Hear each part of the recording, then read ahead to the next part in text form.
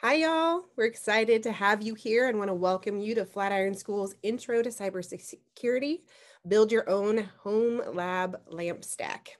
My name is Corey Mickelson. I'm the Marketing Events Coordinator here at Flatiron School. Part of my job is hosting these free introductory workshops like this evening's event to give you all an opportunity to meet some of our instructors and get more of a feel of the Flatiron School experience. I also host a series called Tech in 20, where we take 20 minutes to discuss hot topics within the tech industry. A quick reminder, we're going to be using the chat function as our main source of communication tonight. So make sure to set that little blue button from panelists and hosts to everyone so we can all chat together. And without further ado, I'd like to introduce our host for the evening, Gil Castro. He is one of our lead cybersecurity instructors. Take it away. All right. Well, good afternoon, everyone. Corey, thank you for that introduction. My name is Gio, and I'm one of the cybersecurity instructors here at Flatiron School. And today we are going to talk about setting up our own home lab lamp stack. So one thing I will let you guys know about is that I will be monitoring the chat. So if you have any questions, always feel free to reach out in the chat. Don't forget to hit that everyone, change your chat to everyone so that I can see it. And we will get started. So first things first, let me introduce myself. My name is Gio Castro. I have a past in the legal field. I was both a paralegal and an investigator. And now and a couple of years back, I ended up graduating the Flatiron School program, and here we are. I was formerly a student, and one thing that I will tell you is that home labbing made me get to this point. And that's part of the reason why I wanted to bring this lecture to you guys, because it will highlight the importance of home labbing and highlight the ability for many of you guys to further your skills. You'd be surprised how much things you can learn that's just right on the internet. So the goals for today, just so everybody understands, we're going to give you guys a definition of the word cybersecurity. You guys are going to understand the need for home labbing and why it's imperative that you continue to do it. We're going to describe an application's architecture. We're going to describe the software stack, and we're going to explain the dependencies for the lamp stack. And after this lecture, we're actually going to stand up one. Okay. So let me ask you guys, how would you guys define cybersecurity? And I would like to see some answers in the chat just to get an understanding of what you guys think when you hear the word cybersecurity. So definitely let me know in the chat. And if not, that's okay. I'm happy to get started. But I think it would be good just to get an understanding of where you guys view cybersecurity. There we go. So I see somebody already wrote hacking devices. That's a very, very interesting way of talking about it. Oh, protecting information and assets. That's awesome. Very, very true. Maintaining a threat tolerant system. That's a very interesting statement. Probably what you mean is more like threat resistant. I could definitely see that. Protecting devices from external ingress. I agree with that. Protecting data for sure. Protecting networks. Keeping online systems safe. Awesome. So I'm seeing a good big picture here. A big picture of protecting private data that's meant to be private, that should be private, making sure systems could stay up, and also protecting what people could see, defending your intellectual property. And when we talk about cybersecurity, that's the whole idea. Thank you everyone for your answers. So I'm going to define it for you using a lot of the definitions you guys gave. All of them are absolutely correct. Cybersecurity is really the act of protecting the confidentiality, integrity, and availability of private, proprietary, and protected electronic intellectual property. Now, that's a whole lot of big words, but really what it means is that we're protecting assets from unauthorized access, right? So we're protecting from hacking, we're protecting from inappropriate use. Like, for example, defacing a website is a common thing that is legitimately hacking, right? We protect against network breaches. And one very common thing, we protect against snooping and, people from listening in on our conversations, right? One thing to keep in mind is when it comes to cybersecurity, one common attack is a man-in-the-middle attack. And that really stems from people listening in on our communication. So all of those things and a lot of the things you guys described in the chat encompass cybersecurity. And in cybersecurity, as cybersecurity professionals, you're going to end up working in numerous environments that are different from one another. Okay. Some companies are larger, some companies are smaller. Some environments are totally different. Some environments need higher security than others, right? Like a military base should not have the same level of security as a school, for example. That being said, the idea is that we're protecting our company's data. And as we do that, we need to understand what we need to protect, how we need to protect it, and how we're going to go about doing that. Now, today, because we're talking about the LAMP stack, we are specifically focused on protecting applications, specifically web applications, because that's what the LAMP stack is going to be used for. And we're going to describe that in a little bit more. And as future cybersecurity professionals, if that's your goal, if that's your dream, you want to begin home labbing so you can get exposure to different environments that might be different. So first question, I'm going to ask you guys, right? Other than the cybersecurity question, what is an application, right? What is an application? And that's a very good point that a person just made in the chat.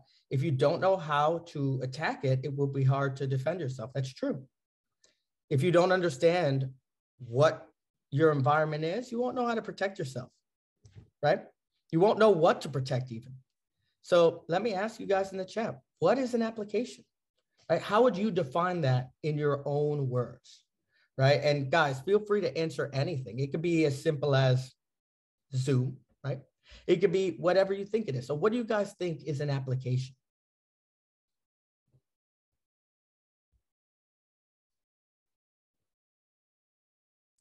Very nice. Very nice. So I'm seeing some great answers. The first one I see is a application is a program or tool designed to do a specific task. That's very nice. That is the correct definition for sure. Excel and Word are definitely applications. A program, software, that's true. Or in the case of today's lecture, collections of software. Access to do something is interesting. I think in the sense of an application like Zoom, that is correct. But not always do applications allow you to access specific things, but I definitely see that. Any software that performs a task, that's correct. Applications are the sites we use and enter in information. Perfect. Yeah, that's definitely the definition of a web application. Other applications can be stuff like, and somebody mentioned in the chat, but Microsoft Word, stuff you guys wouldn't think about. And I'd even go so far as to say is an application is Zoom, how we are communicating. Right? I saw earlier in the chat, many of you guys are from all over the world, right? We're using an application to communicate. So sometimes applications make the world smaller and allow us to, communicate with each other. So in simple terms, right? An application is a software package that performs a specific function, right? And when it comes to a software package, that means a collection of dependencies supporting that.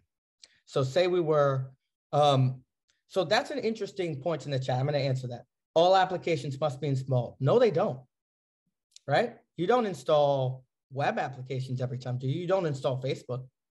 Now if you're talking about a cell phone, you do. But when you're accessing it on a computer, you don't need to install it, right? It needs to be installed somewhere, that is true. But they don't always need to be installed by the user, right?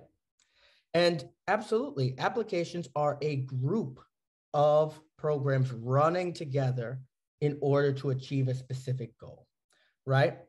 And when we talk about applications, they always have dependencies. And the way we think about how we build applications is very specific. It allows us to really focus on what things we need to make the application run properly. Now, generally, when we're talking about application architecture, we're talking about 3 layers, right?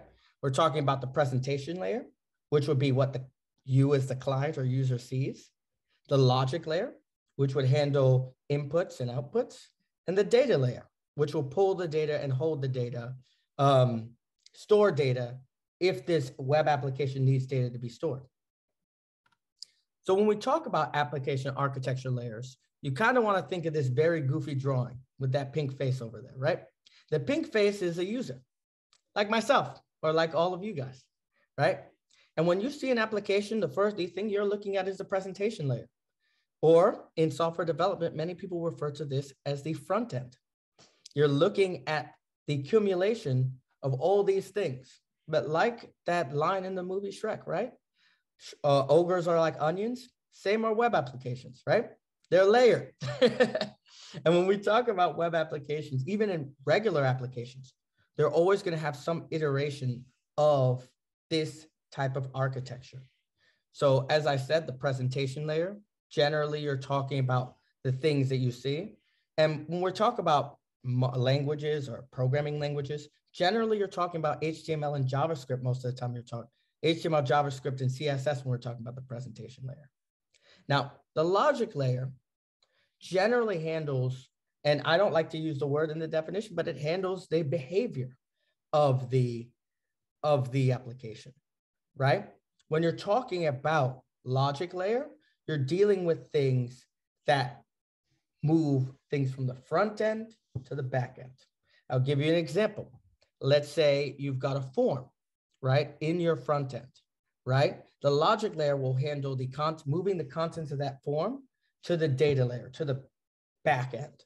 And that back end generally is a database or something like that, handling the actual data and computation of that application, okay?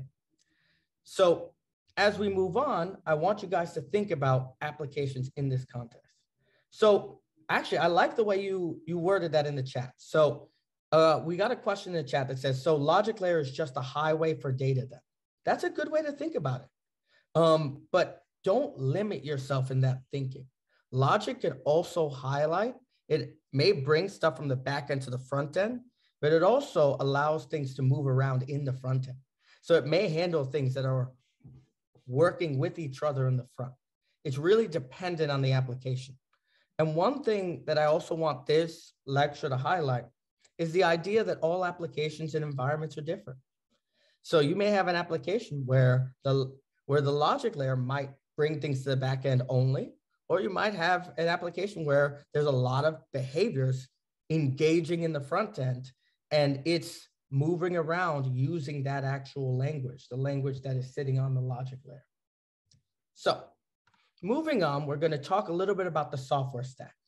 Now, we talked a little bit about application architecture, and I don't want the software stack to be confused with application architecture. Application architecture is how we describe what's in an application and how we describe the concept of the software stack. The software stack is the environment necessary to support the application. So a good way to think of a software stack, it's kind of like the foundation for a house, right? When you look at a house, when people blueprint it, they stack up wood, they nail things in, they get a foundation built. The software stack is that foundation. And today, specifically, we're going to be focused on that foundation. And we're going to be focused on building the things necessary to support an application as it's being stood up, okay? And generally, when we talk about support, the software stack, we're referring to the operating system. Sometimes when we're talking about serverless software stacks, that's not always necessary. But to keep it simple, we're generally talking about an operating system, server software, database software, and scripting or programming software. Now, software stacks aren't limited to a couple of options, right? You guys would be surprised. There are tons, hundreds of options of software stacks that you can implement using different languages for different purposes. It's really dependent, as I said, on what you want your application to do. All parts of the software stack should be thought of as separate tools that would serve a different purpose in a different environment. So one example of the software stack is the mean stack, right? Which uses a database tool called MongoDB, Express.js, web application server framework, which is a web application server framework, a front-end web framework called AngularJS, and a Node.js runtime environment. Now, one of the beauties of saying that it doesn't always have to have an operating system is that you get to see here, this stack doesn't specify, excuse me, an operating system. It uses a runtime environment on top of an operating system. Now, whatever operating system that may be, doesn't really matter, so long as it has Node.js sitting on it. And that way, this web application is supported by that runtime environment, okay? So when we talk about these things, this is something important, the flexibility of technology. You're able to use them in ways that you didn't think. And I like the fact that, by the way, that we've got a crowd that some of them have used some of these stacks. The MERN stack, which is a different stack, not like this one, that uses React. And it's an awesome framework. And as we go through this, we're going to talk a little bit more about this, right? So the WIMP stack is another stack that uses Windows instead of Node.js, right? It uses Windows as its operating system. It uses IIS web servers, right, as web server software, and MySQL or MS Access, right, as the database, right? Now, lastly, it uses PHP, Perl, or Python. Now, why I say all three? It's because you could use all three if you want to, right? But that is an example of what you can use. I'm going to stop for a second to answer some of these questions in the chat because you guys are asking great questions. So what stack is the most common? I'd say probably LAMP, the LAMP stack, which we're talking about today. But there are many, right? And keep in mind that with the cloud, you're likely to see more serverless stacks, right? Pop up. And that generally uses, like, for example, if we're talking about AWS, it uses a tool called the Elastic Beanstalk. And that actually does a lot of this for you, right? The actual standing up of the stack, it will stand it up for you, okay? So that's why what I mean when I'm talking about serverless stacks, we're talking about using the cloud to actually take a job away from you guys or take a process away from you guys. And you guys will see, as professionals, when you're working with things like LAMP or WIMP or MEAN, right? You're going to notice that these tasks can be automated, and they probably should be. It will be better to automate them than necessarily just repeatedly keep running through these tasks. And I'm going to answer this next question. So is WIMP stack basically what most network professionals use to manage Active Directory? Not necessarily. As I said, it's dependent on your environment. See, the WIMP stack, just like the MEAN stack and the I don't even know how to say that, the MEVN stack, right? All of those stacks are used to support applications. So it doesn't necessarily mean it would support Active Directory. Your environment, probably when you're dealing with Active Directory, you're probably going to use a specific domain controller server to do that, right? And again, it's really dependent on your network, right? A lot of times Active Directory is also mixed in with LDAP. I don't want to get too far, but I want to make sure I answer your question appropriately. But the idea is that when we're talking about like tools to support specifically applications, this is what we're referring to. But when we're talking about things like Active Directory, you might not use WIMP to do that, okay? And as I said, the purpose of introducing these is that there's more than one. There's more than one type. So let's get into the LAMP stack, which is why you guys are all here. Now, one important note, LAMP stack is not a lamp, right? I know, bad joke, but you know, I had to get my kicks in somewhere. So the LAMP stack, each letter stands for a specific part of the application that's going to stand it up, right? So LAMP includes Linux, Apache, MySQL, PHP, Python, or Perl, okay? So when talking about LAMP, it's used to support web applications, and it's very common. And one of the reasons it's very common is because it's open source, right? It's free. So as people wanting to get into this field, part of the reason I present LAMP specifically is because you guys could spin up a VM right now and run this. In the Flatiron School cybersecurity course, that's a good question. You will be using Python. However, today I'm just going to show you how to stand it up with PHP, right? But yeah, in the course you're going to learn about Python, and Python is good because you can replace PHP with Python. Most people love Python more than PHP. Generally, PHP is used mainly by WordPress developers, and it's a cool skill to learn. Definitely think you should, especially if you want to learn more about LAMP.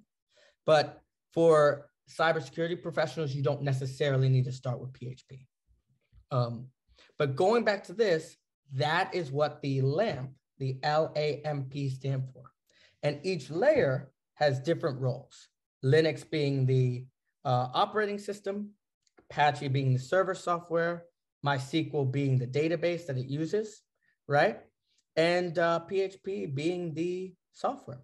And if we talk about the presentation, actually, you know what? We're going to get into that a little bit. So let's move on and describe these a little bit. So as I said, Linux is the operating system, the first layer of our stack, right? It sits below, below all of the other devices, right? All of the other software, but it's also, everything is sitting on top of it, okay? So Apache, MySQL, PHP are all sitting on top of Linux, right? Apache is the web server software. This is our second layer of our stack, and this layer processes requests and prevents the web assets over HTTP or HTTPS. Good way to think about this, guys, is that when you are using Apache, when you are using the LAMP stack, Apache is specifically used to allow you to communicate over the internet. You need Apache for that. It's a requirement. This is something that you cannot use. Now, you could use Nginx if you want to use a different software, but then this won't be LAMP. So for LAMP, you have to use specifically Apache, but you can use other software if you so please. Now, MySQL is a relational database which handles the third layer of our stack. Now, one important thing about MySQL is when we were speaking about backend before, MySQL is all the way in the back. Okay, it handles all those requests. The user never sees MySQL. Now, when we talk a little bit about SQL injection attacks, that's part of the problem, right? The user shouldn't be able to access the database portion of our web application. That's where SQL injection attacks come in. They're able to, and this is generally because of a problem in the logic layers input validation, right? People can run SQL commands and actually access the database. So that's that's also a attack on our OAuth top 10. It's been very common for several years.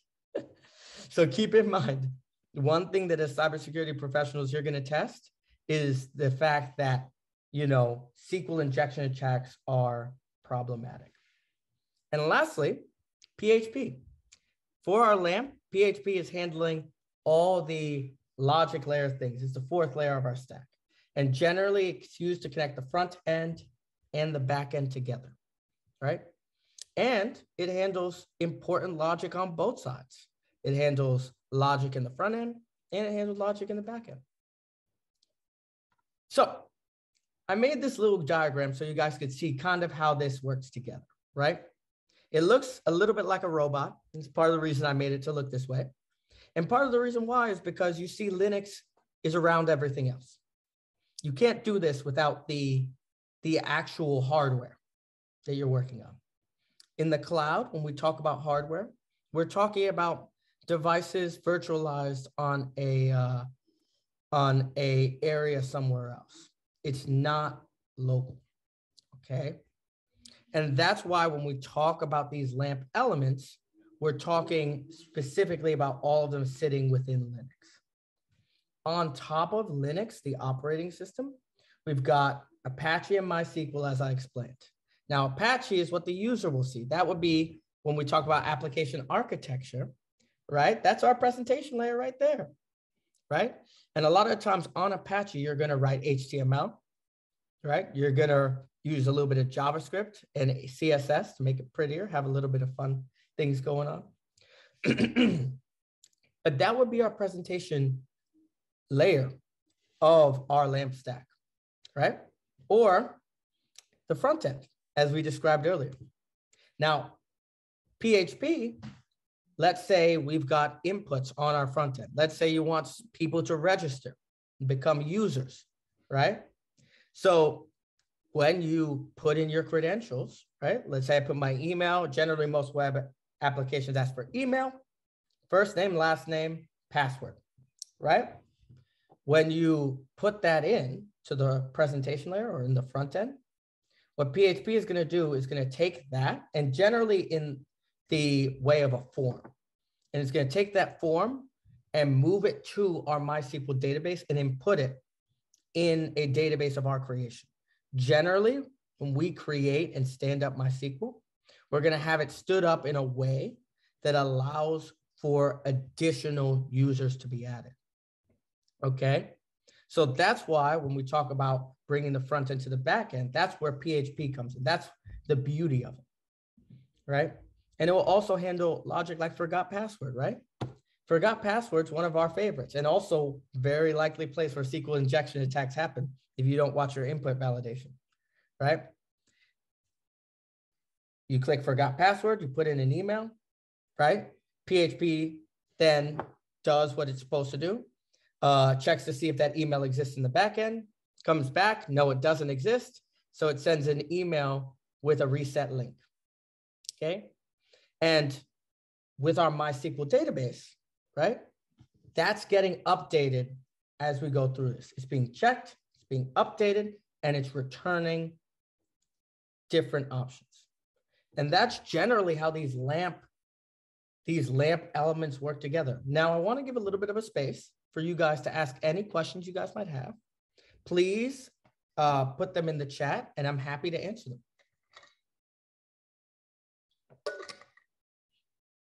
Part of the reason now is a good time to ask is because this is the center of how LAMP elements work together.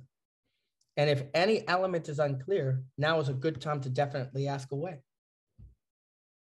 So as I said, feel free to hit the chat. If you don't have any questions, I also accept comments. I noticed some people mentioning that they love Linux.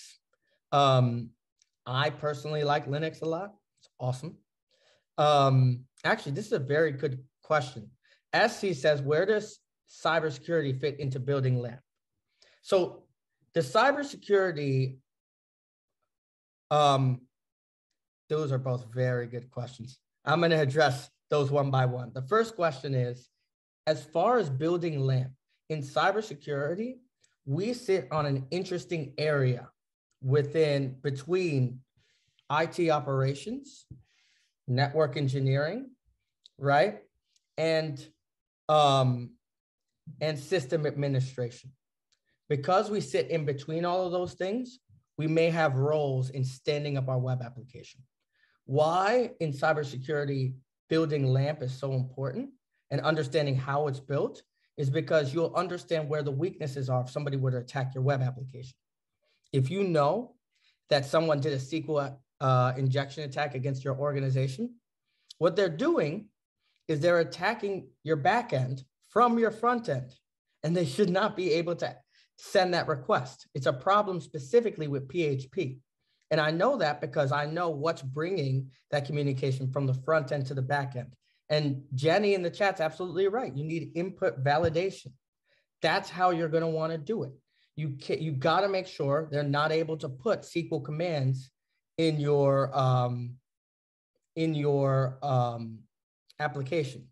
Now, I'm going to work down one by one with these questions. You guys asked some really good questions. I'm very happy about it. So is Apache exposing the communication port, or is Linux doing that?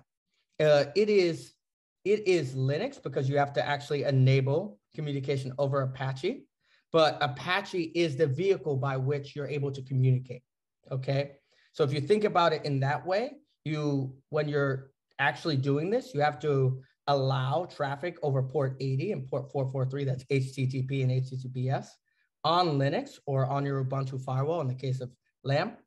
But Apache is the one that's actually going to be like in charge of that communication, so to speak.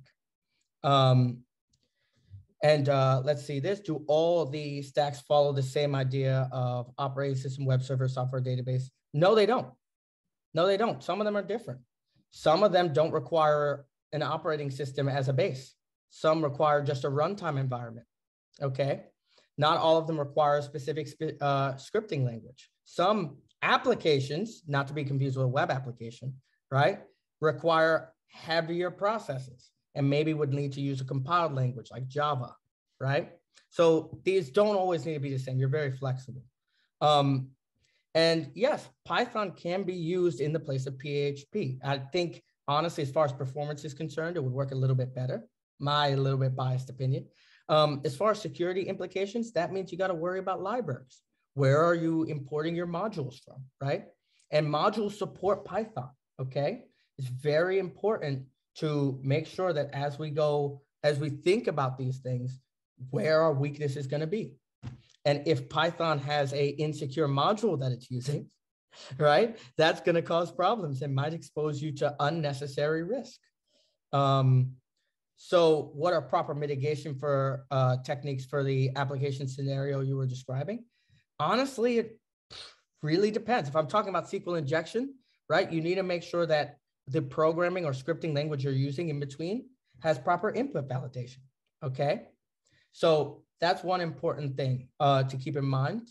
How different, why? I'm gonna have to probably scroll up to see, I would probably, okay, that's a good question, input valid. So let me do this one by one. So is runtime environment less resource intensive than requiring an OS? Not necessarily. Generally, when you're using Node.js, the reason why is because it has better support. I wouldn't say it's less resource intensive, right? The operating system, if we're talking about like what I'm going to use today on a virtual machine, is very resource intensive, and a runtime environment can be done on your host. That being said, if your Ubuntu server is your host, then no, it's not very heavy at all. It's actually pretty light. So it really depends. So what does proper input validation mean? I'm going to define that. Proper input validation means you can't run SQL requests within places like a login screen, right? So that it's not changing the backend, okay? So let's say I've got a web application sitting on LAMP, right? And I've got a username and password section. I should not be able to run SQL code in that box.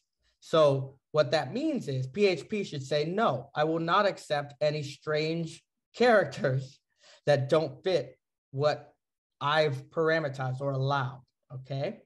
So that's what input validation is. A good way to simplify it for yourself, just separate the two words. What inputs are allowed? Input validation. That's a good way to help you think about these things. That's how, when I was learning, that's what helped me figure it out. And I'm going to answer this last question. Why do all stacks not follow the same format to run? It's really dependent on what you want your application to do. So for example, with my LAMP stack, if I'm just thinking of a web application where I just want to have a website where I show cat photos, for example, and I give a login screen and allow people to get on, right? Maybe LAMP would be perfect for me, right? Some environments might be heavier than that though. Some environments might require you to do complex calculations. And if it does, maybe this isn't the most efficient environment. And it's dependent also on the work environment, right? Let's say you work in an organization, for example, that, you know, they use Java all the time. Their environment, all their support is going to be based in Java, then you're going to want something that's compatible with that. So that's why not all stacks follow the same format when they're required to run. So these have been awesome questions. I'm going to move on a little bit and definitely give you guys more opportunities to ask great questions like this. Honestly, I have two more questions just in the Q&A, and they kind of go together. They want to know about getting Linux on your Windows PC or MacBook. Just kind of like, where do you download that? Is it just Do you have any sites that you can recommend? Yeah. So first things first, it depends on how you want to download Linux or Ubuntu Linux on your machine. So as far as, say you have a Windows desktop, you can download something called a virtual machine or a hypervisor, and you could use that to download Linux onto it. There's many different distributions of Linux. So Ubuntu is a great Linux distribution, not for hacking though. For hacking, what somebody mentioned in the chat, Kali Linux is great. And the reason it's great is because it has a lot of hacking tools, but definitely don't download Kali Linux to check your email. That's not the purpose of it. Definitely, and exactly, somebody just mentioned in the chat, if you use VirtualBox, it's free hypervisor software that you run on the host operating system. I will drop that in the resources of this presentation later on, but you could go to virtualbox.org and you could actually download that hypervisor. Now, one thing you need to keep in mind is when we're talking about hypervisors, we're talking about virtual machines that share resources with a host operating system like Windows or Mac, like you mentioned. So if you're going to share resources, you may need to go in the, and this may go over a lot of people's head, but if it doesn't work, you may have to go in the BIOS in order to turn that on. Okay, the BIOS is the basic input-output system. And in Windows, it's really dependent on what hardware you have. So if you're using an HP, depending on the HP, you might have to use F4 to get into the BIOS. But on other operating systems, you might have to use something else. With Macs, you're going to have to go into your, correct, yes. BIOS is accessed via boot up. So you have to restart your computer in order to access it, okay? F2 and F12 are also, that's very, very good. Again, it depends specifically on the hardware you're using. If it's an HP or a Dell, right? Then the actual function number changes. But that's one way to do it. You could also use an old computer if you want Linux, or a Raspberry Pi. Raspberry Pi generally has the Raspbian OS operating system on the Pi itself, which we're going to talk about a little later. So you could use that to stand up your LAN. You could have a little website on your home network if you want to, if you were to use that. Internet of Things devices are good and cost effective for testing LAMP. That's true. And you could also use the cloud. Mind you, they will charge you, so be really careful when you use the cloud. I'm happy to talk about Raspberry Pis and containers later. I'm not going to get too into it because then we're just going to get in the weeds and we won't be able to get a full understanding of LAMP. So I'm definitely going to mention them, but I'm not going to go into too much detail. As you guys can see, it's pretty easy to coax me into talking about these things. Dual boot is great, but I wouldn't use the term better. So you could, and by the way, to answer the question, what they mean by dual boot is that if you go into the BIOS and you actually install Ubuntu, for example, you could run Windows on one side and Ubuntu on another. You have to partition this. So as I said, this is why it's not one of the options I necessarily recommend, but it's a great option if you have the resources for it. And this is the very last question I'm going to answer before I continue talking. Do all applications use these four? No, it's different. There's so many different software stacks that those are just very common ones. And that's why I brought them up. So there's many types: mean, MERN, LAMP, WIMP. There's significantly more. I mentioned the serverless as well. There's a lot of different software stacks. So as I mentioned before, we're talking a little bit about the front end and the back end, right? Generally, software engineers will refer to the back end as the logic layer, right? When they're talking about it, and refer to the database layer as specifically that, they'll call it a database layer, but it's really dependent on what organization you're working for and how they talk about it. Generally, I believe the more appropriate way is to describe the front end as what you see, and the back end is what you don't, and the space in between being the logic layer, okay? So the front end would be what you see, as I mentioned before, right? That would be the actual application, right? And the back end would be like the database, okay? And I actually really like this analogy in the chat, so I'm going to read it out loud.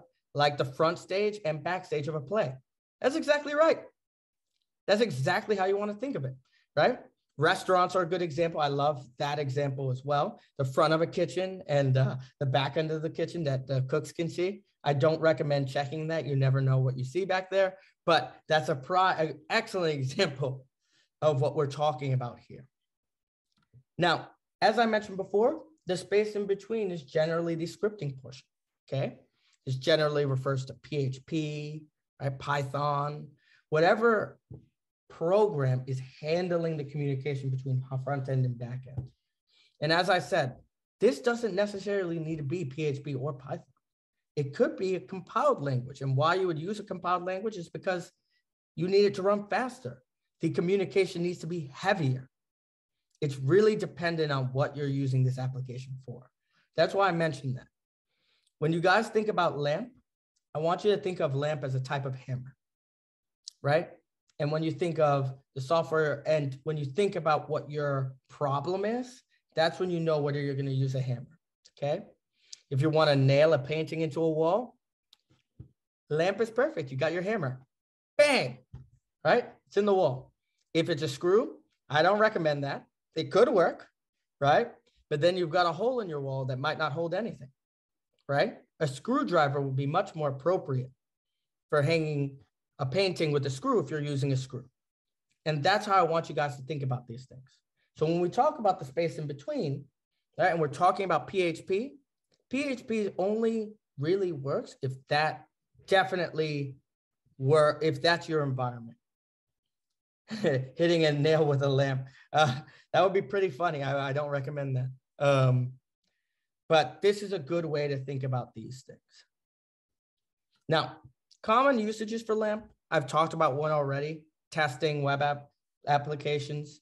Another thing I will recommend for many of those home labbers who love Raspberry Pi. Actually, I need to correct this in the chat. Kali Linux does technically have a browser installed on it. It's Firefox. That's installed on it. That being said, right, there is no such thing as a Kali Linux browser, if that's what you mean. So okay, I want to address this question. This is an excellent question. Could you explain why Kali is not recommended, but rather Ubuntu is instead? Kali Linux, and yes, you can add a browser, but Kali Linux has prepackaged tools. It's like a Swiss Army knife operating system, right? And in the case of LAMP, it's much better to use a operating system that will be used for that. Ubuntu is used all the time. Ubuntu server is probably ideal. Today, we're using Ubuntu desktop because the expectation is that, look, I might not have the same ideas on networking as somebody else. So if you want to test it out without having that networking knowledge, using Ubuntu is great. Parrot OS is awesome. That's just like Kali Linux. It's a security tool. But that's why, again, we're going to use Ubuntu for today because, again, this is something that you're more likely to see in environment, right? Most companies aren't going to just have a Kali Linux operating system sitting on the network. It's kind of like putting hacking tools on your own network and waiting to see what happens. Very, very dangerous to do. Now, if it's your home network, test away, right? Just make sure Kali Linux is isolated. But going back to common usages for LAMP, when talking about LAMP, let's say you're able to build it out. Let's say you know a little bit of HTML, JavaScript, CSS, you know a little PHP, and you understand MySQL to a point where you can build your own web application. You can test that application to see if it's secure.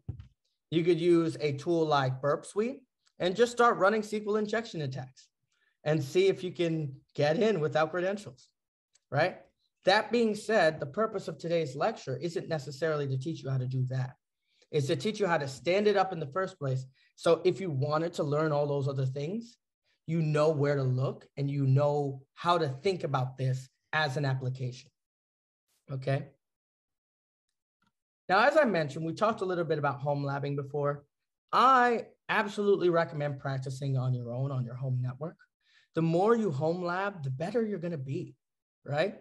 A lot of environments right, are very similar to your home environment. You'd be surprised. Now, and in the sense too that your home environment might not be as secure as you think, right? Probably many people don't know there's a lot of devices that's on their network that they might not think about, right? What is Alexa listening to, for example? Where does Alexa store its log files? That is an application on your network, right? We could also talk a little bit about, your coffee maker. I don't know how many people with a smart coffee maker, but do you think the makers of a smart coffee maker think about security? One thing that you should be very terrified about, more so than Internet of Things, which is what many people in the chat are referencing when they say IoT, is cars. Cars have computers on them, and people can hack into them. So be really careful. You don't want to get hacked while driving, right? So these are all things you need to think about. And by the way, the car doesn't need to be that smart. A car from 2010 might actually have internet on board that you don't know about. So just be really, really careful. Cybersecurity is that field where being paranoid helps you a little bit. Everything can get hacked. That's absolutely right. So in the case of LAMP stack, there's many, many things you could do and many functionalities. And as you think about these things, you're gonna build it up for your environment. Now, as far as home labbing, we're gonna talk a little bit about lab environments, right? Now, somebody mentioned containerization. And containerization is a type of virtualization where it's working as a specific part of a operating system that already exists. So I'll give you a prime example, right? Many of you probably, or many of you guys probably might not have heard of Kubernetes. Kubernetes uses containerization, right? Generally, Kubernetes is sitting on a Linux server, but it's not always sitting on a Linux server. It has several virtual machines sitting on it as a container. That's basically how that works in a very oversimplified way. Definitely Google and look up containerization when you get a chance, but that's one way to think about it, right? And virtualization is an excellent way to home lab. We've talked about VirtualBox because many of you guys have used VirtualBox before, and absolutely Docker also has containers, right? But this is incredibly important. When you talk about these things, when you talk about, virtualization is huge and generally has three types. Containers, type 1 hypervisors, which is bare metal. That means it's sitting on the hardware alone, no operating in between the hypervisor and the hardware. And type 2, which would be VirtualBox. It has an application sitting on an operating system, but it's borrowing resources from that host. If that host is Windows, like I think the person asked who was in the chat, it would be borrowing resources from Windows. If it's on Mac, it would be borrowing resources from Mac, right? Other examples of type 2 hypervisors you guys can use to home lab are VMware, VirtualBox, and many, many others. I'm going to give you those two because those are the most common, probably the easiest to use, and also free. Parallels Desktop is VMware, but it's also good. You just really got to think about what works for you and what doesn't. Now, the cloud is another way to work on home labbing. Now, the cloud costs money, though. One thing, when I was early in my career, I stood up a web application using Elastic Beanstalk.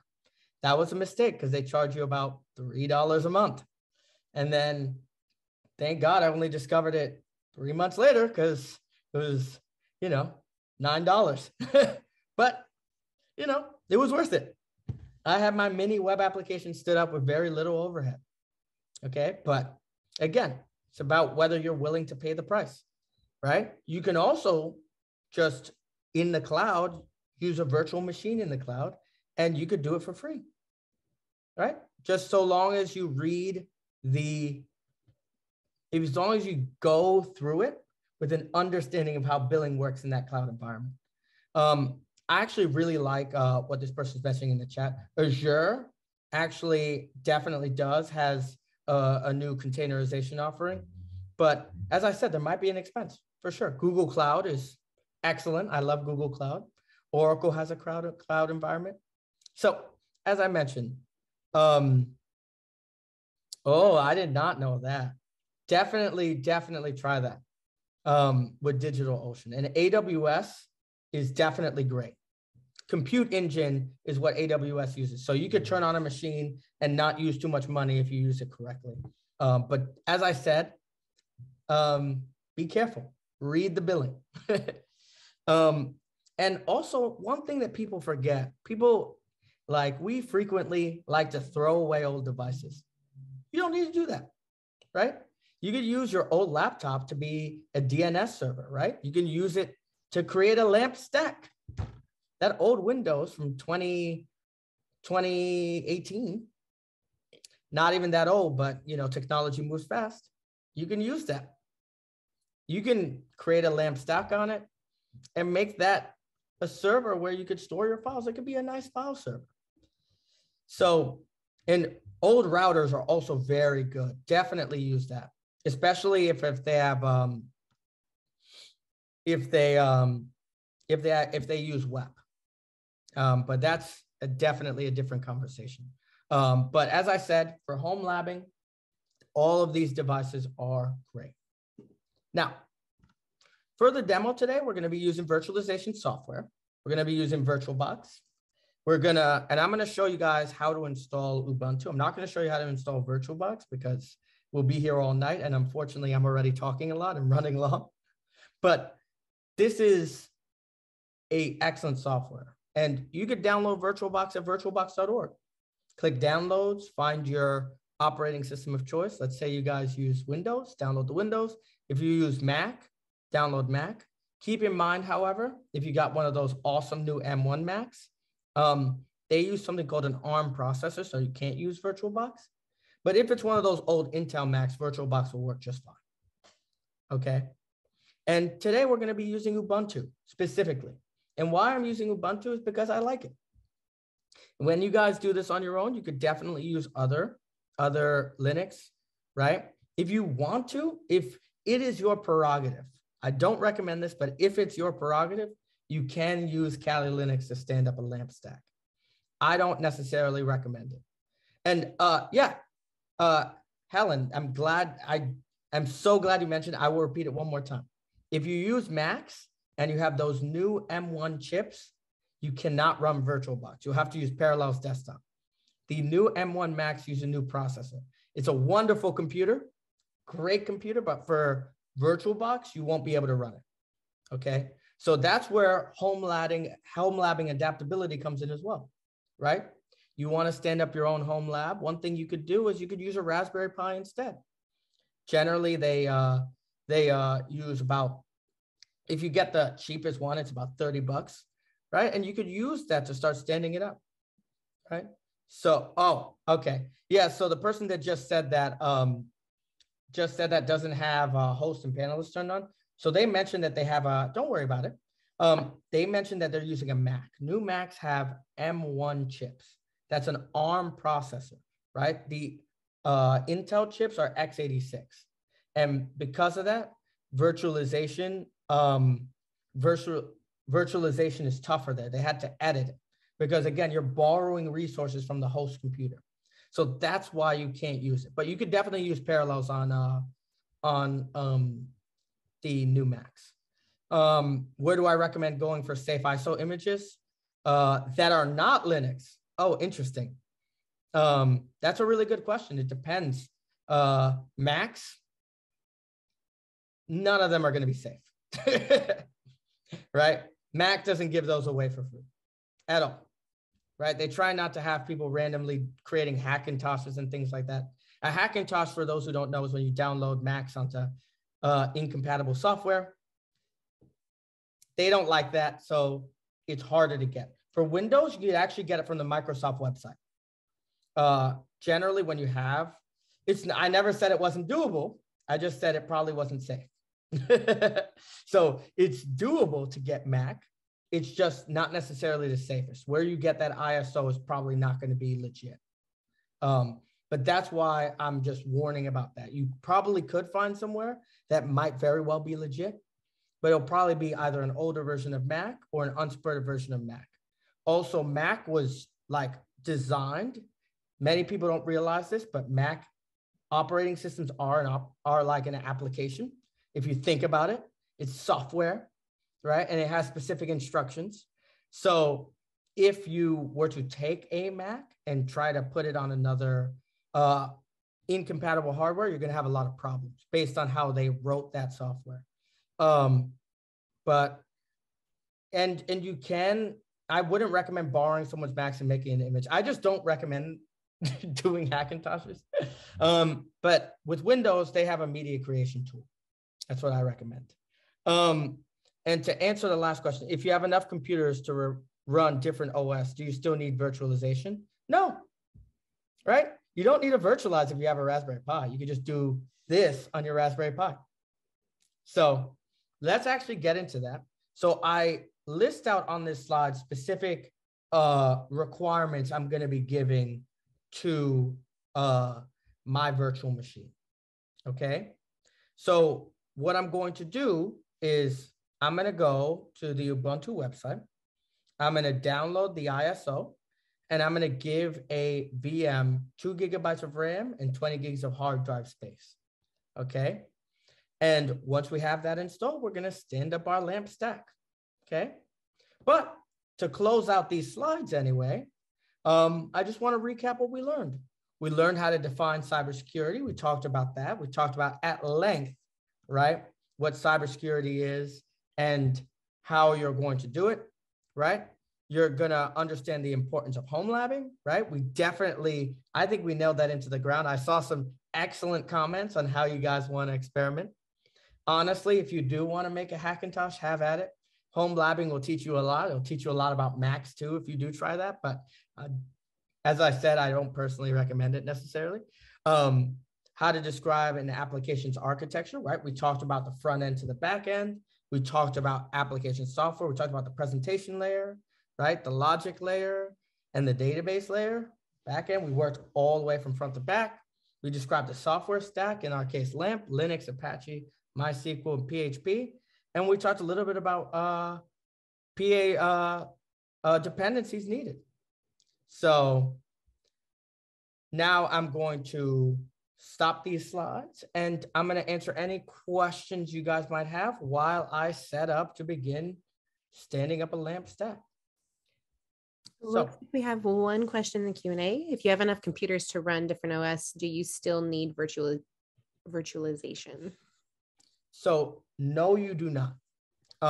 You can actually use old computers to do this. Okay. So like one thing that I recommend is if you have an old computer, right, try to image it, try to install Linux on it. That's cool. You could definitely do that, right? One thing I like to say is that like with all of these things, right, it's your party. Figure out how you want to do it, right? So always remember that. So I'm going to be using 20.04, but we can actually go to the Ubuntu website, right? Because I'm always happy with demoing where to get Ubuntu from as well. So I'm going to share my screen once again, and you're going to see Google and a whole bunch of Flatirons. Now, if you guys don't mind, bear with me for 1 second. Want to make sure I have the chat up. There we go. So we're going to go to the Ubuntu website.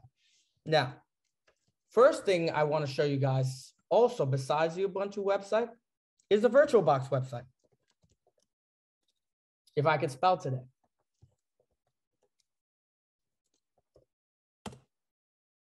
This is VirtualBox, okay?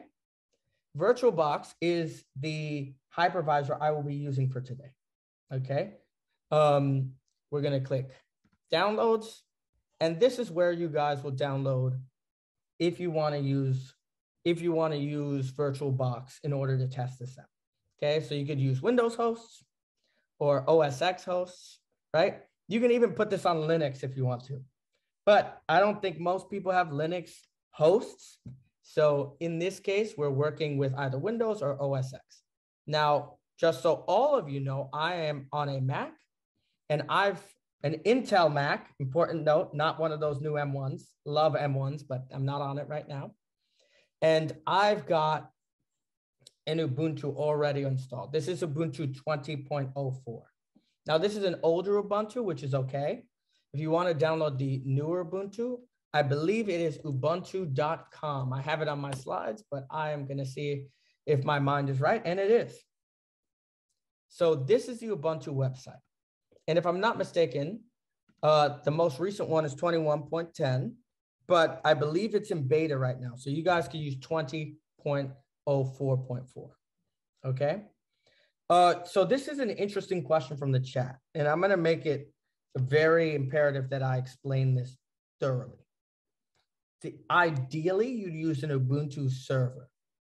For today's demonstration, I'm using an Ubuntu desktop because if you don't understand how to use the Linux command line, you can take some of these steps in the graphical user interface of a computer. The graphical user interface of my Mac, for example, is everything you see right here. This image right here, this right here, right? All these tabs. This is a graphical user interface. And a command line would be our terminal on Macs, okay? So the way you're gonna do this is you download the desktop for now. If you were to download the server, right? And you can see the ISO or the disk file is downloading right here. If you wanted to download the server, right? You gotta go to the Ubuntu server link, right? I recommend manual server install. I've actually have not used multipass, so I'm not really gonna go into that. But manual, you could do the manual server installation and get the disk file for that operating system, okay? Since I already have it downloaded, I'm gonna cancel this. And what I recommend for many of you trying this at home is download whatever feels right for you, okay? So what I'm gonna do is I'm gonna go to tools. And as I said, this is VirtualBox. This is it downloaded. So I'm actually gonna create a new virtual machine here. I'm gonna name it my lamp demo machine, okay? You're gonna make sure it's Linux. It's only saying that because that's not a Linux distribution name, right? And you're gonna have to check what version of operating system you have. Is it 64-bit or 32? For most of you guys, it's gonna be 64-bit, unless the computer is like 10 years old. Or if you don't have virtualization turned on in the BIOS. That's generally a Windows problem, so just keep in mind. Yeah, Ubuntu server has no GUI. So it's a smaller operating system. So we're gonna continue. And this is where we assign RAM. Now RAM is gonna handle the speed of our virtual machine. So generally I like to give it 2 gigs, 2048 megabytes to be exact, right? I don't know how many of you guys remember that game. I used to love 2048, right? We're gonna continue. We're gonna create the hard drive now. And let me actually go back. I'm going a little fast, right? We don't have this already existing. So we're gonna create a new virtual hard disk, okay? Virtual hard disk is the equivalent to a hard drive, right? And what we're gonna do is with our VDI, we're gonna click continue, right? VDI stands for virtual disk image.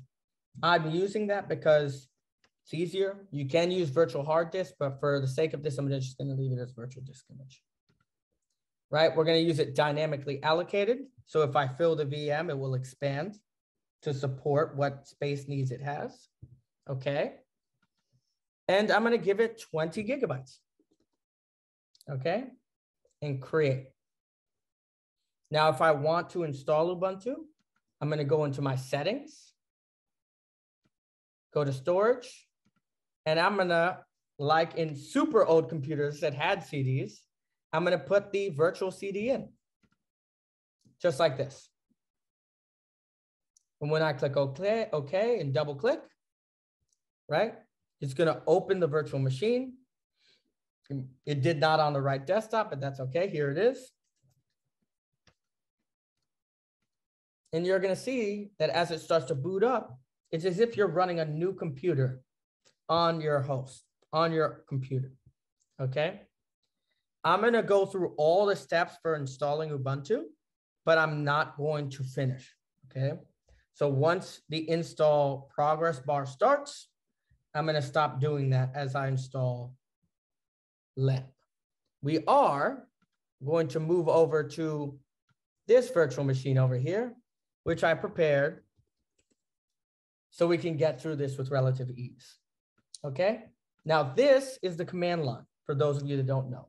It allows us to control a lot of what our virtual machine does and interact with the kernel entirely. Another word for this is a shell. That being said, this is also considered a shell. It's how you interact with the kernel and the hardware of a computer, okay? But for the sake of today, think of the command line interface as a kernel. And many of you probably heard the boot up noise for our Ubuntu. And now we've got the install instructions. So for many of you guys that are newer, if I were to click try, you'll be able to do a lot of this stuff, but it will make it ephemeral. That means the second I reboot this, it's going to start as if it was a new computer, right? So if I want to install Ubuntu, I click install, right? I put it in English or whatever language you prefer. For our bilingual friends out there, you could definitely put it whatever language you want. Ubuntu has a lot of language support.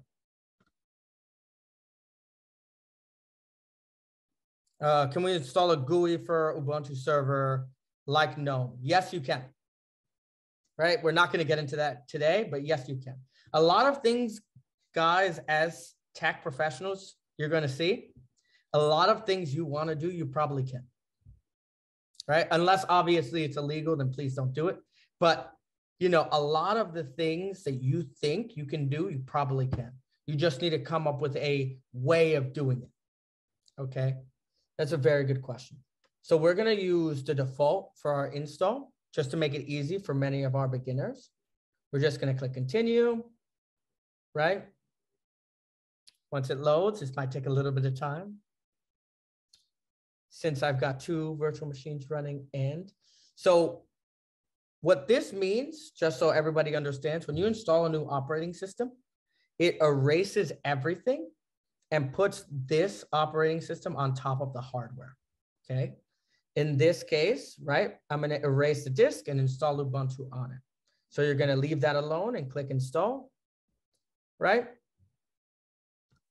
Now, that last thing that you just saw, that option, it's saying, are we okay with these partitions? The answer would be yes.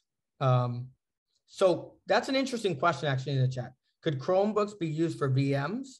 Probably not. Though they built Chromebook with the intention of it being a just very simple operating system, and they don't really want people tampering with it too much. Okay, so that's part of the reason why probably not. But prove me wrong.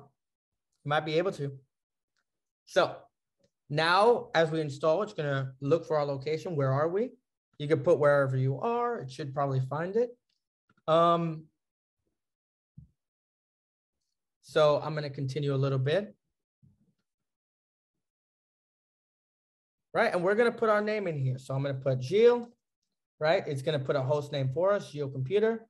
And we're going to put a secure password, which NIST recommends a 15-character passphrase. This very poor password I'm using is just for demonstration. Please don't use a password that short. And once you put in your password, whatever it might be, right? I am just going to put a bad password here. Definitely don't do bad passwords, guys. That's an easy way to get hacked, right? You click continue and you're on to the races. You're going to start installing.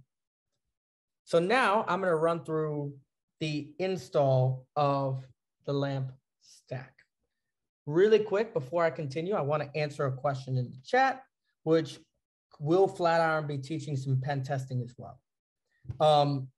The answer is not really, and I'm going to explain that. Pen testing can be a lot of things. It could be physical penetration testing. It could be hacking. It could be many things. Now, we're going to teach you a lot of things tied to pen testing, right? So for example, we will work with Burp Suite, which is a bug bounty tool. You could use it for web application security testing, which is also in many ways considered penetration testing or testing to see if you could get in. But it's not necessarily penetration testing in the sense of physical penetration testing like you see in a lot of different scenarios, okay? Anyone who follows the podcast Darknet Diaries, this is not like those type of penetration testing. We will teach you a amount of penetration testing that will allow you to work as a cybersecurity engineer specifically, okay? So now I'm gonna go back over here to the VM I have pre-installed, and I'm gonna make this a little bit bigger, right? And if you wanna make it a little bit bigger, you can also make it bigger this way. It's really up to you how you do it. But what we're gonna do is we're gonna open our terminal. Now, down here is where you look for applications within Linux, and you would type terminal right over here. If it decides to load, if not, I will do the shortcut. There we go, terminal. There it is. And we're gonna click it and open the terminal. So I made it bigger, Jenny, by going to view at the top of my screen and scaling it to 125%. That's how I was able to do that, okay? That's one way to do it. You could also change the view to scale mode in VirtualBox. Now, the first thing you need to do before we start downloading our LAMP stack is running updates. So apt is the package manager for Linux. So you're gonna write sudo apt update. And after you run your updates, and by the way, sudo stands for super user do, it allows you to use super user privileges in order to run these updates. I click enter, and I install the packages. Good thing for you guys, I installed them before I started here, so this should not take very long, right? And now I'm gonna precisely sudo is root, super user do, okay? Thank you for that clarification, that's absolutely correct. Sudo apt upgrade, I'm now gonna upgrade any software packages that I have. I'm gonna click yes, because I want it to do that. It's gonna quickly update it, and voila. So now we're gonna start downloading. So by the way, in our LAMP stack, we've already installed the first part of our stack, which is Linux. So the next thing we're gonna install is Apache. So the command for that is sudo apt install Apache 2, okay? That is the command for installing the Apache software. apt is the package, install is the command we're telling our super user to do. And Apache 2 is what we're looking for. We click enter. They're gonna ask us if we say yes. I say 100% yes, I want Apache installed, right? And it's going to download everything. It's gonna create all the symlinks. It's gonna install all the modules. Modules are other program dependencies that this needs. And we're gonna click enter, right? Now that it's installed, right? We could look at we can look to see if we have Apache using system control, sudo system control status Apache 2. We can click enter. Sorry, systemctl. And by the way, watch your spelling. You don't want to be looking goofy and not able to check accurately if you make a misspelling. So it's system control status Apache 2. I just wanted to see if it was active, and it is running, okay? Tab does help. Always recommend tabbing. That being said, I want to show you guys the entire command, so I can't do it too fast. So now that we've installed Apache, we've got the second layer of our stack installed. So the next layer we're going to install. Now we could do it in either order. It doesn't matter. I'm actually going to install MySQL next. Okay. So the next thing, it's sudo apt being the package, install Apache 2. So if I scroll all the way to the top of my terminal, you can see it right here. Okay. So now as we scroll down, the next thing we're going to install is MySQL. Sudo apt install MySQL. All right. There we go. Thank you for writing that in the chat. Sorry. You have to install MySQL server, right? There it is, right? And we're going to click yes. Okay. So so when you run updates, Ubuntu has pre-configured libraries that know where these packages are located. That's why the package manager in Ubuntu is so useful. For those who use Mac, Homebrew does something similar, okay? So that's where it's pulling the installation from. It's pulling it off the internet, but it knows where to find that. A good way to think about it, like a Linux app store, good way to think about it. You could probably download it right here too.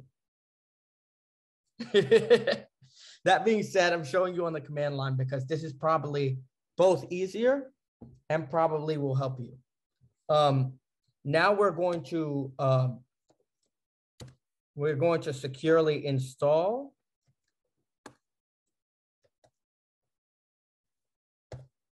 our MySQL server. Click enter, right?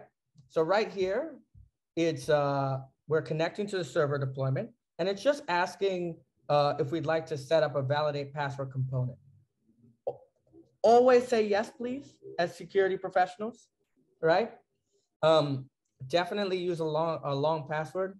I'm going to make my password incredibly weak, right? So I'm going to enter, let's see, 0 low. I'm going to enter a low one, right? And you put 0 because you're denoting whether it's going to be less than 8 characters.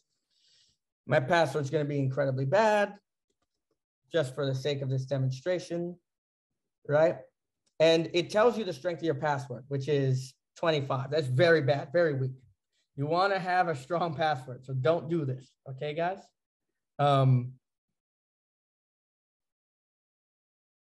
Yeah, exactly. It's 25 out of 100. 100 would be a really strong password. And to answer the question, yes, this is connecting to my host machine, the internet using NAT. And that's why it's able to do it. It is connecting on my home network, but it's as if it's not on my home network. If I wanted it to be on my home network, I'd have to use bridged. So do I want to continue with the password provided? I'm going to click yes. Remove anonymous users. Always say yes for this, cybersecurity professionals. Never allow people to be anonymous on your web applications. And do I want to allow root login remotely? There are some utilities for this. But for the sake of argument, I'm going to say no. Okay. And I'm going to remove the test database because we don't really need that for now. Right. And we're going to reload the privilege table. So now it knows that we need a password to access it. Click yes. And now we've got MySQL stood up. Now, I didn't put any configuration into it just yet. I just securely installed it. For the sake of this demonstration, because we're running low on time, I want to make sure you guys see how everything is installed. So that's the most important thing. So you can check to make sure it's installed by doing sudo systemctl, right? Status, MySQL, click enter. And as you can see, it's alive and running. And I agree 100%. It's a terrible idea to give root remote access. However, there are circumstances, very specific circumstances where you might do that. They're talking about giving root access remotely, okay, just to clarify everything. So now the last thing we need to install is PHP. And the good thing about Apache is it has PHP modules. So if I just type sudo apt install PHP, right, it's going to download it. Oh, so it's the package name for MySQL is MySQL-server, okay? And to do the secure installation, it's MySQL underscore secure underscore, oh my gosh, underscore installation, okay? So that's how you do that. That's how you install MySQL. Now, lastly, we're going to install PHP. And as I said, it has a module that exists already within Apache. So all you got to do is sudo apt install PHP. And voila. It's going to keep installing. And once it's done, right, we could test to see if PHP exists on the system. And a good way to do that is through Apache. So what I'm going to show you guys now, and this is the last couple of steps of our LAMP stack, getting it stood up. This stack is stood up, and you can actually check it in the browser using the IP address. So I'm going to type IP address. This could also be shortened to IP space A to check my IP address for this machine, which is 10.0.2.15. Okay, everyone?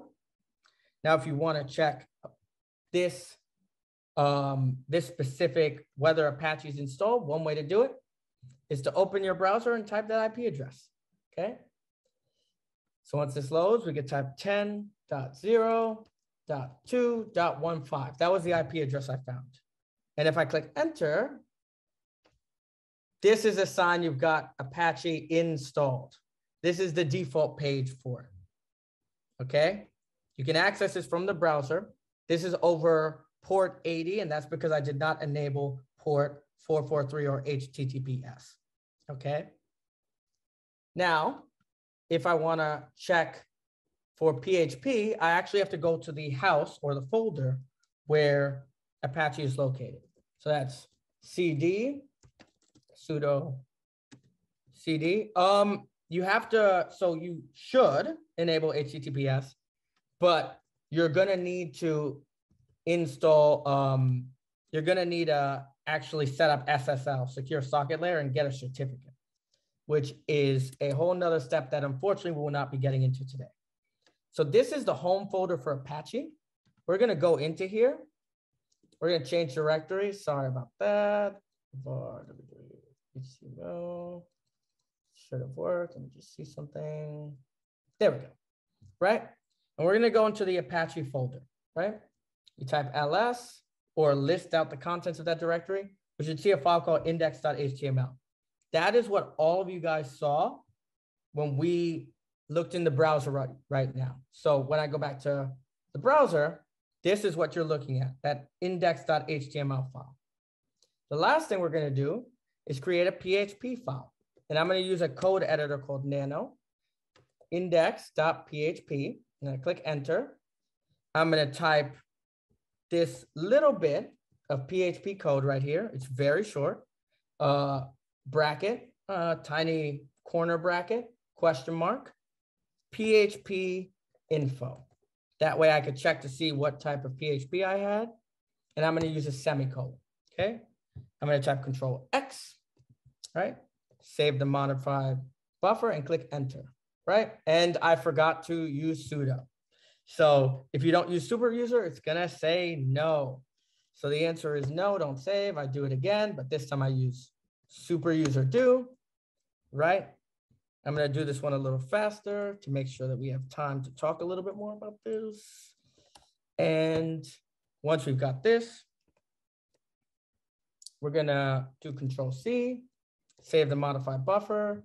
Yes. And now when I go back into the browser and I just went to my host, it should be within the virtual machine. I'm going to type index.php. Right. And if you give it a second, bear with me for 1 second. Is that what I named the file? Let me just see something. There we go.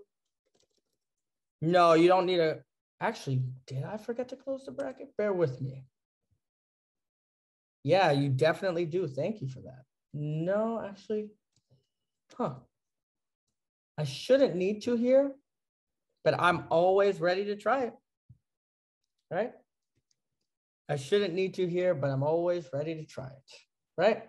We go back into the browser, we refresh this page, and it normally would show PHP info, but for the sake of time, that is okay, right? You can also just check to see if PHP exists, and it most certainly does. All right. So I'm going to stop right here with our LAMP setup. Okay. So does anybody have any questions about LAMP? Last minute questions?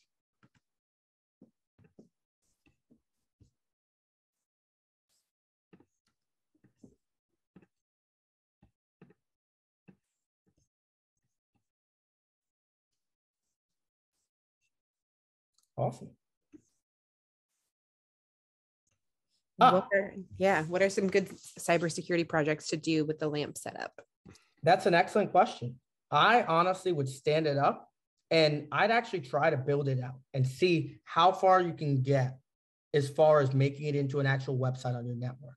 One thing that I recommend you do is try to enable HTTPS, which would require you getting a certificate. Okay. So, and yes, I'm gonna have those steps in the, that's okay. I definitely recommend rewatching. I was going kind of fast because I ran low on time answering your question. But I always want to make sure that, you know, everyone feels heard, and that's very important. You know, we at Flatiron, we always want to make sure our students feel heard and they get to, you know, talk to us and like get good information. So that's why I wanted to make sure we were able to answer everything. But for sure, we will be able, I'm going to add those instructions in the slides. And as a reminder, we'll be sending the slides as well as the recording from tonight's event within the next 3 business days. I want to thank everybody for coming tonight who zoomed in. If you have any further questions about Flatiron School, I dropped the links to schedule a chat with our admissions team. And as a reminder, you will, or if you want to see any of our previous events, you could head to our YouTube channel. I also dropped that in the chat, and you can subscribe there because that's where all of our previous cybersecurity events will be at. Have a great evening, everybody. Thank you. Take care.